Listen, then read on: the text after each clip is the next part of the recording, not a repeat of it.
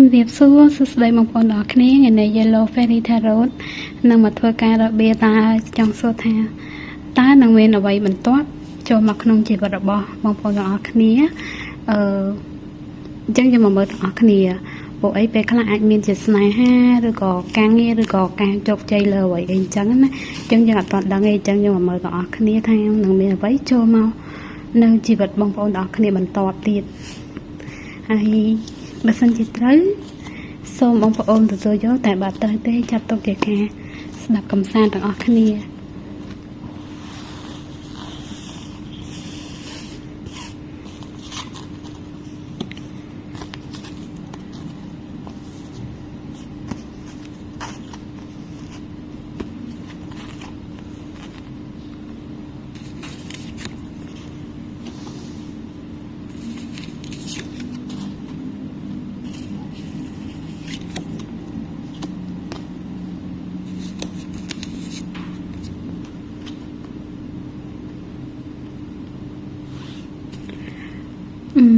អ្វីដែលចូលមកជីវិតរបស់បងប្អូនទាំងអស់គ្នាបន្ទាប់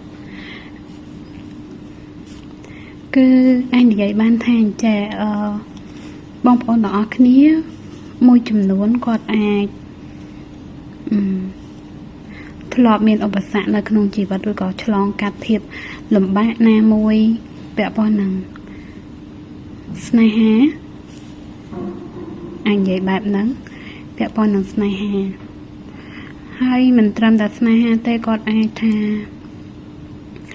ធ្លាប់ជាមនុស្សម្នាក់ដែលពិបាកក្នុងរឿងលុយកាក់រឿងអីអញ្ចឹងណាជាមនុស្សម្នាក់ដែលខិតខំប្រឹងប្រែងខ្លាំងមែនទែនប៉ុន្តែអ្នកទាំងអស់គ្នាធ្លាប់ឆ្លងកាត់អារឿងពិបាកទាំងអស់ហ្នឹងណាអញ្ចឹងមកដល់ពេលឥឡូវនេះឬក៏ពេលបន្ទាប់ទៀតនៅក្នុងជីវិតអ្នកទាំងអស់គ្នាគឺជីវិតអ្នកទាំងអស់គ្នាអាចថា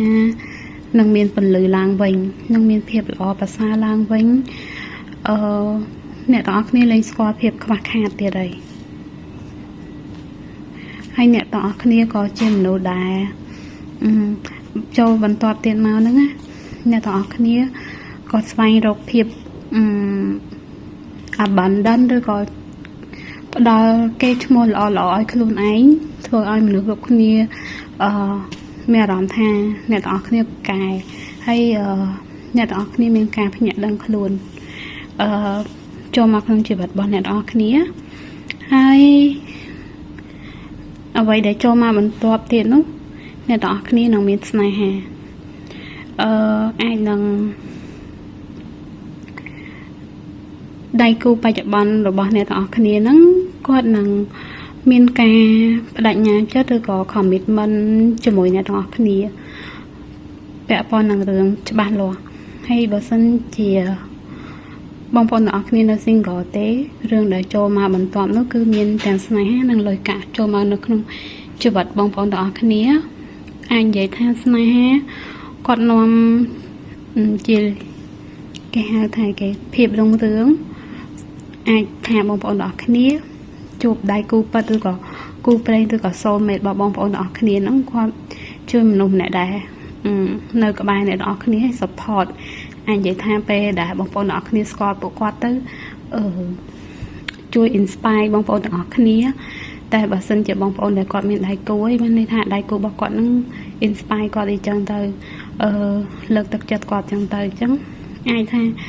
រឿងដែលចូលមកបន្ទាប់ហ្នឹងពាក់ព័ន្ធនឹងរឿងស្នេហានិងលុយកាក់គឺល្អខ្លាំងមែនទែន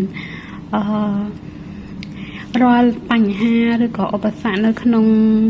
ជីវិតរបស់បងប្អូនអាចយកឈ្នះវាបានធម្មតាជីវិតរបស់យើងវាតែងតែមាន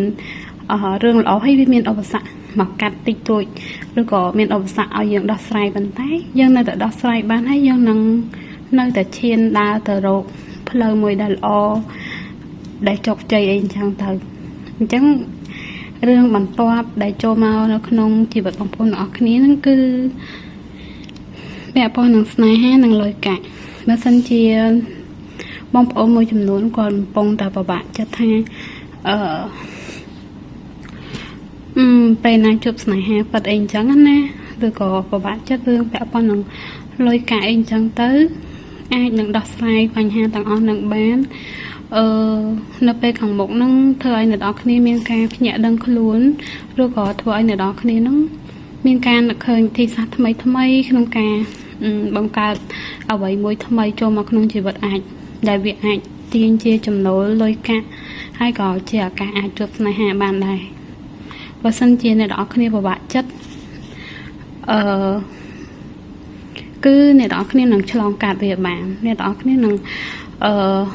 អាចនិយាយបានថាចាពេលដែលអ្នកនរគ្នាមានលុយអាចស្វែងរកគេហៅថាស្ថានភាពហិរញ្ញវត្ថុឲ្យខ្លួនឯងកើនឡើងជាងមុនមកអ្នកនរគ្នានឹងមានគេឈ្មោះល្អគេស្គាល់ច្រើនឬក៏នៅក្នុងរង្វង់បរិស្ថានបងប្អូនហ្នឹងគេស្គាល់បងប្អូនច្រើនអីអញ្ចឹងទៅអ្នកនរគ្នានឹងដើរមកដល់ចំណុចមួយអាចថានឹងនាំស្នេហាពិតចូលមកនៅក្នុងជីវិតបងប្អូនទាំងអស់គ្នានៅក្នុង